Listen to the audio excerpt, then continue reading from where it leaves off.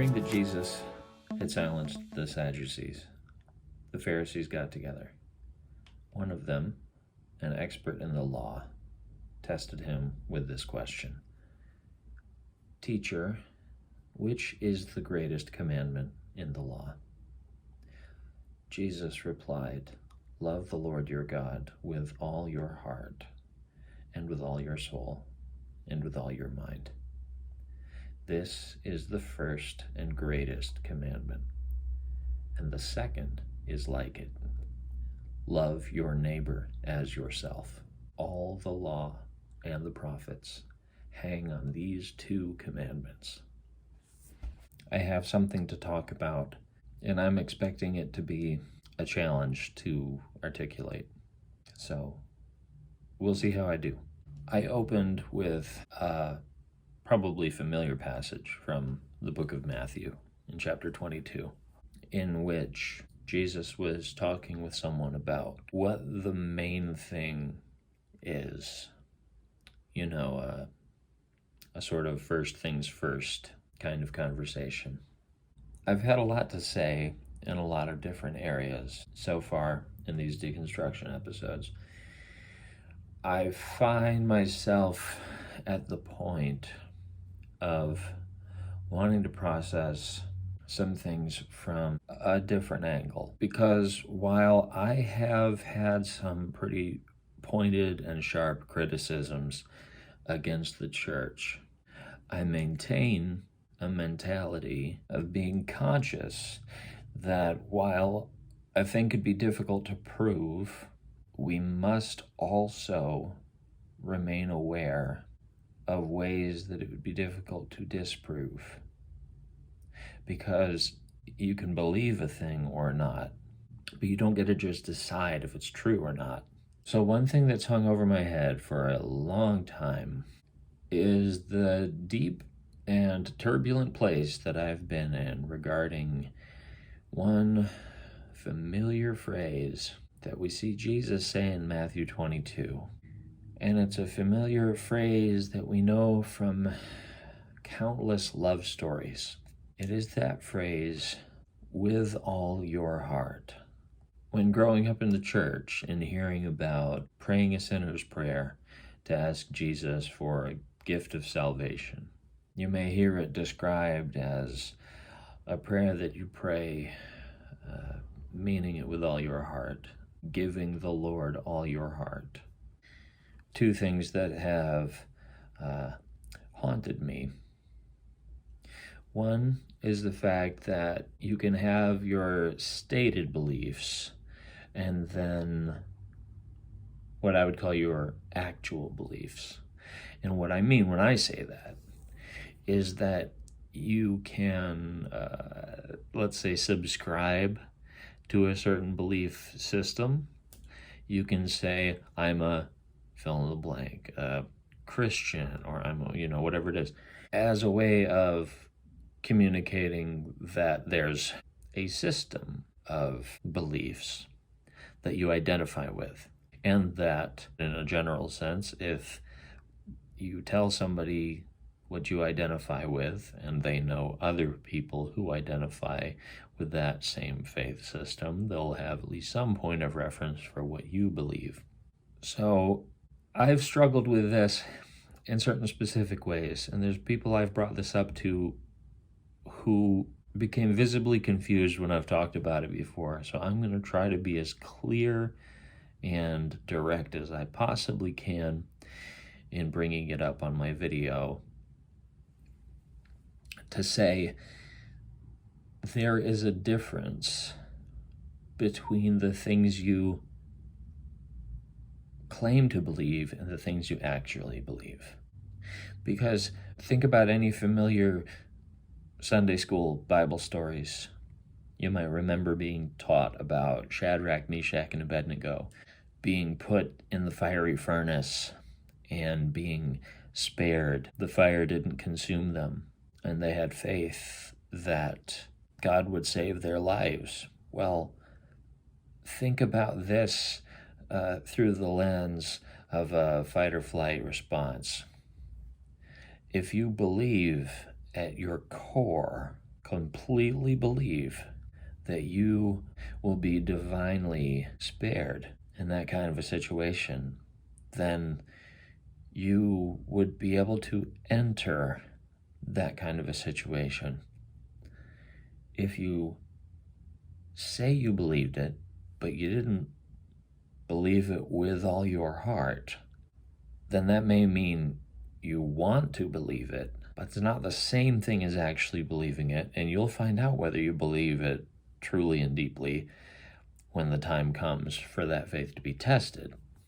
And the thing is, it's easy enough to say, I believe that Jesus has secured your eternal salvation, that you have a home in heaven, that there's a life of endless love waiting for you after death. But I've been very aware of the dissonance between subscribing to a belief because it sounds reasonable, or because it sounds nice, or because it's easier to believe than it is to even entertain the possibility that the truth might be something else.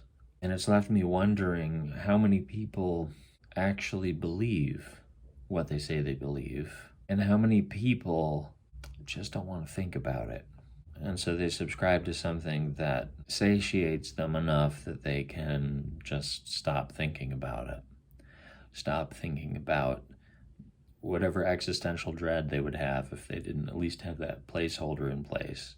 If they didn't at least have something to say, well, lots of people believe this is true, and so I'm going to believe that too. It may sound like I'm splitting hairs in this episode. To me, it's a fundamentally important thing when we're talking about the subject of faith, because it takes me to where I'm drawing a line and saying, okay, there are different ways of looking at what faith even is. Some talk about faith as though it is like basically blindly accepting something. And I don't see how it could be that, because that leaves room for it to be willing ignorance, forced ignorance, and it leaves room for faith to be synonymous with delusion. And this makes me wonder a lot if many people just don't go this deep with it to even ask the question. It makes me wonder if most people treat spirituality as this thing that's so abstract that it can be believed but not known. And people will say they know it to be true when what they mean is they believe it to be true. But when it gets to the point of practical living, you often see that those things they're calling their beliefs are not even the life-guiding principles that they act on, but are just the life-guiding principles that they've hit the subscribe button to. Like it's part of their news feed, but not part of their core values or personal code of conduct. It has made me wonder if quite a lot of people who claim any given set of beliefs believe that those things are actually real and true, or if they're just sort of organizing their life around that as a worldview rather than as actual beliefs that direct behaviors. Again, I'm talking about those deep beliefs that you act from in the good times and the bad times. I'm talking about, like that familiar verse that says, you'll keep him in perfect peace whose mind is stayed on you because he trusts in you. How many believers have you known who say they believe and yet they worry all the time, and they don't have a deep abiding peace, or maybe any peace at all? That's one example. I know that that's just one example, but it's a significant one, because in the scriptures, Jesus is called the Prince of Peace. And if it's a life-transforming faith, then part of the proof would include living with real peace, not living with crippling anxiety over performance reviews at work, not having breakdowns over what insecurities may exist in a romantic relationship, and not living with dread about saving face and worrying what your friends might be saying about you behind your back. That is not perfect peace. And if you can say that you believe and that your mind is stayed on Jesus, then there has to be fruit that shows that that's working. Otherwise, it's hard to know if the whole thing holds water or not. And that is actually the line I'm drawing with this episode. That is the primary thing that I'm wanting to get across. The reason the jury is out is that there's a litmus test, and I'm not sure that I've ever seen that test satisfied. Because there is this standard to love with all your heart. And the question that I have had to live with for many years is that I'm not sure I've ever had my whole heart available to give. To me, being able to give your whole heart, to love with all your heart, means being emotionally available in that way, but that's just one part of it. It means to be committed and disciplined, to be able to dedicate yourself to someone. And I have known cold spots in my heart. I have known distraction enough to be worth mentioning. If you've ever been in love with someone and you've experienced the gift that it is to have them also be in love with you, then whether or not anything in that relationship was compromised, because it's not like we're flawless, you still know what it's like to be focused on someone and to have them be focused on you. And what a powerful thing that sort of connection is. We know that in our human experience. Challenging points for me, and this goes back, I can't even tell you how long, has just been my conscious awareness that I didn't have that with Jesus, that I didn't have that with God. And one of these times, I will attempt to put to words what I believed I did have with God. But by and large, generally speaking, and over the course of time, I found myself sometimes curious to learn more about certain ideas and stories from the Bible, but generally disinterested when it came to level of engagement that could be described as a relationship. And whether in charismatic circles or even sometimes Baptist circles, I would still hear believers talk about being in conversation with God. I would hear people talk about the sweet and intimate prayer life. And while I was ready to respect that and believe that they were being truthful, it wasn't something I could relate to. So while, depending on who you are, I may sound like I'm splitting hairs in the way that I'm talking about what it means to love with all your heart, but I don't think I am splitting hairs. I think this is the fork in the road, because this is where it goes from being a theory, a religious framework that you can subscribe to or move on past it, or it can be something that you say, this is this will be my life. This is my life now. I choose this.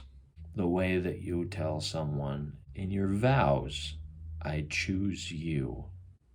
And if it's going to be something of that seriousness, of that gravity, to where you're not just identifying it the way you'd identify with your team by wearing their colors and maybe even painting your face if you go to a game so people in the stadium know whether to cheer with you or boo you. This, what I'm describing, would be something not superficial. This would be not a gamble either. Because with all your heart doesn't mean, hey, take a chance on Jesus. What do you have to lose? No, it means you became convinced. Convinced. Hey, I don't know if you can tell. It's not easy for me to become convinced in general. Half the time, I don't know what the hell is going on, no matter what the conversation topic is. Not because I'm wishy-washy, but because I'm aware of a lot of unexplored variables. And as a brief aside, I don't tend to think that we were supposed to look back casting shame on Thomas for doubting and asking for proof and wanting to touch Jesus' side after the crucifixion and after the resurrection account.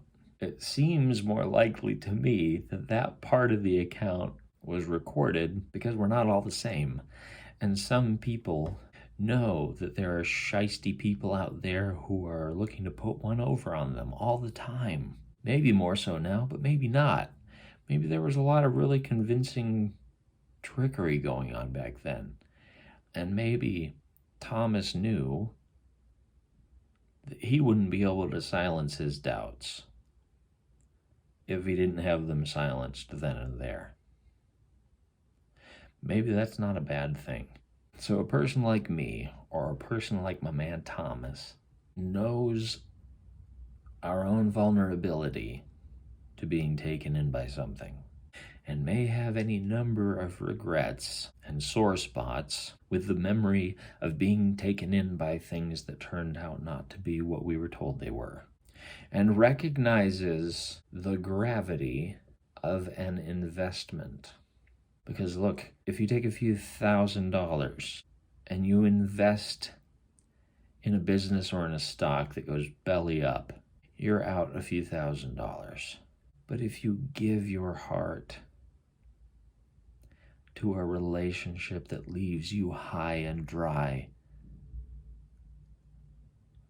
you're a dead man walking. So the question is, what does it look like to love with all your heart? How many people alive today have done it? How many people know someone that they can look at as an example of one who loves with all their heart? I think a lot of us are more inward focused, concerned with our own lack and concerned with finding our own comfort. A lot of us know a deep void inside that in some way or other we continually self-medicate. And it may be drugs and it may be sex, but it may as easily be entertainment and it may as easily be food. And you see it plenty inside the church community, just as you do outside of it. If there were to be a real spiritual awakening, one that could prove and substantiate the things that I've been poking holes in, or the unexplored variables that I've been pointing out over the last however many, maybe 15 episodes of this, it would be like a first contact situation. Something to show that these haven't just been prayers hitting the ceiling and dissolving into nothingness, but that a connection was being made. A connection that would be proven by the way that connection to source or to higher power or what have you, the way that connection was life-giving to the one who believed it with all their heart. Life-giving in a way not easily substituted, nor easily faked. I am talking about actual peace. I am talking about true stability. I am talking about power, love, and a sound mind. If Jesus Christ is the way, the truth, and the life, then what I've just laid out are reasonable expectations. Otherwise, he doesn't deserve those titles.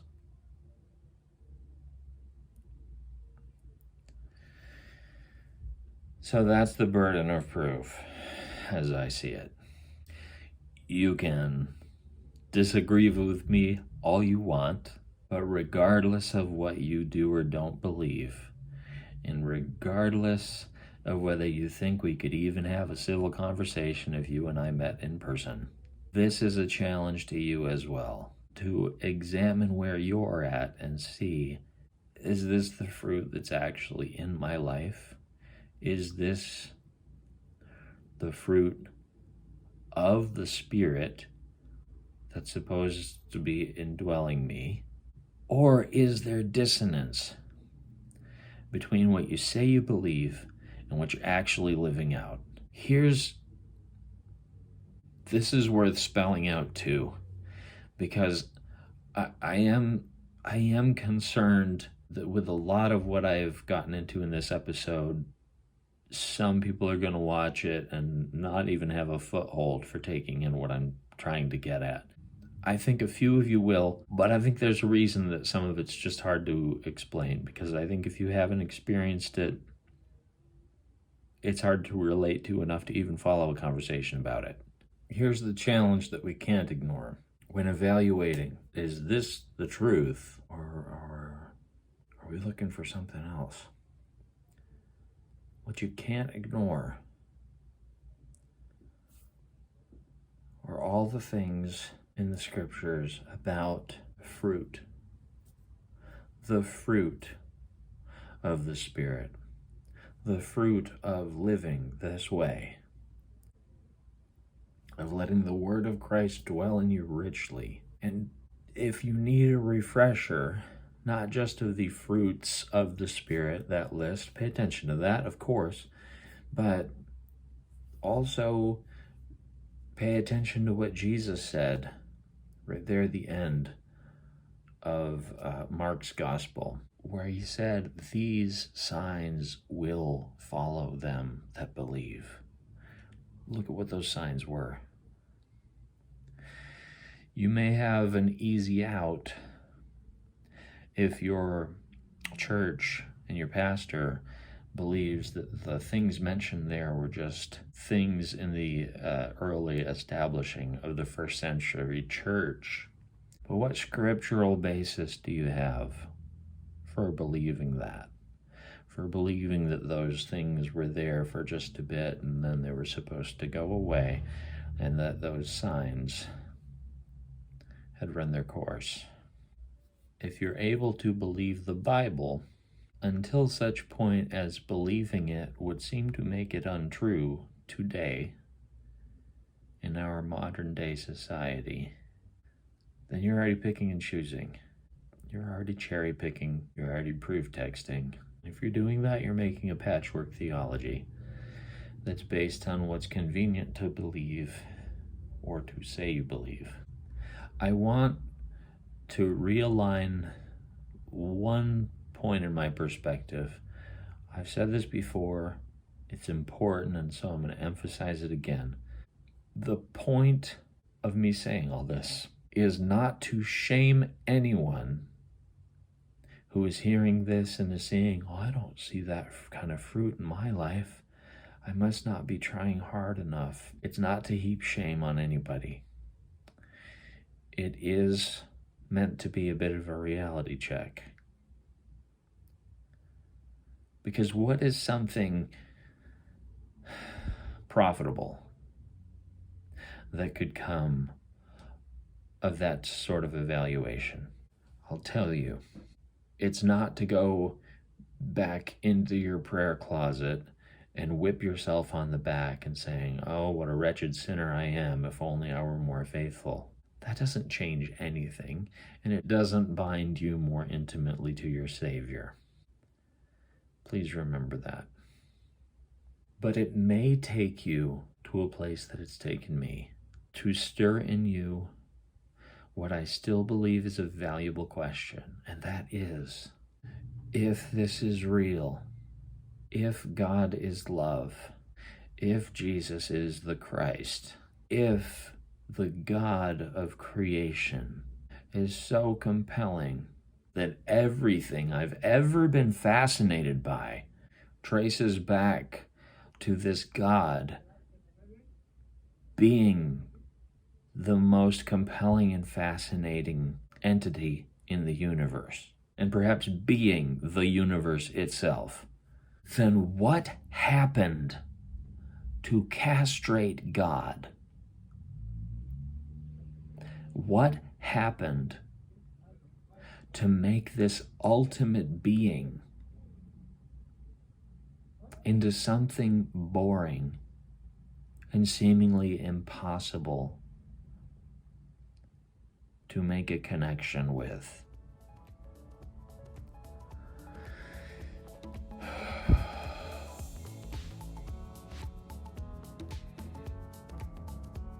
That's the big question.